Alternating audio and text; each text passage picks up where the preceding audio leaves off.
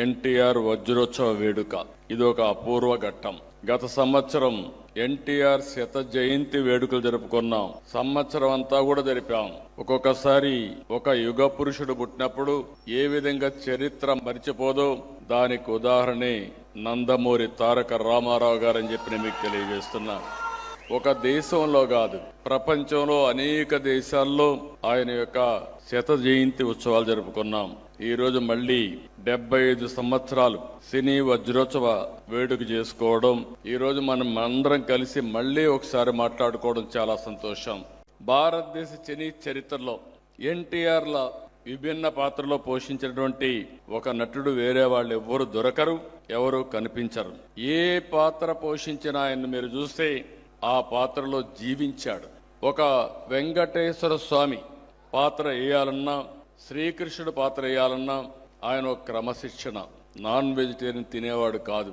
అదే సమయంలో ఇంట్లో కూడా మంచం మీద పడుకునేవాడు కాదు, చాప మీద పడుకునేవాడు.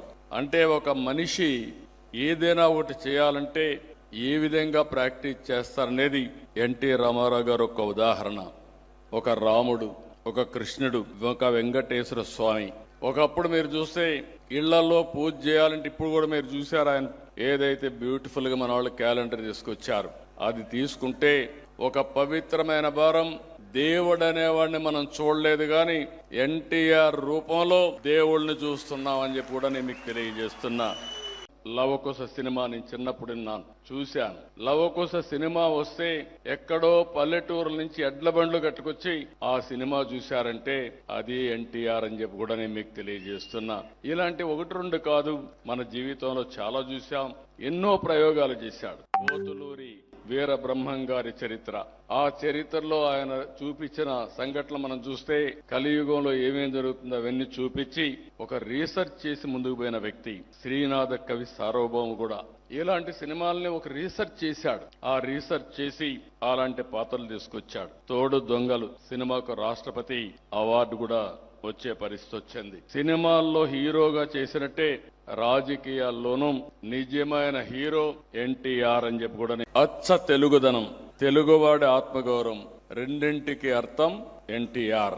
ఒక చిన్న రైతు బిడ్డ నుంచి తెలుగు సినీ చరిత్రలో ఒక ఎవరెస్ట్ గా ఎదగడం, 9 నెలల్లోనే పార్టీ పెట్టి ముఖ్యమంత్రి కావడం చరిత్రలో ఎక్కడా జరగలేదు. భవిష్యత్తులో కూడా జరుగుతుందనే నమ్మకం కూడా లేదు, జరగదు. ఇటు వెండి తెరను గాని అటు రాజకీయాలు ఏలిన ఏకైక నాయకుడు భారతదేశ చరిత్రలో ఒక్క ఎన్టీఆర్ అని చెప్పి కూడా నేను మీకు తెలియజేస్తున్నా.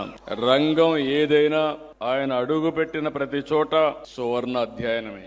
ఎన్టీఆర్ నటించే తొలి చిత్రం మన దేశం. విడుదలై 75 సంవత్సరాలు. 75 సంవత్సరాలైనా ఆయన లేకపోతే మనం ఈ రోజు జరుపుకుంటున్నామంటే అది ఎన్టీఆర్ అని చెప్పి కూడా నేను మీకు తెలియజేసుకుంటున్నా.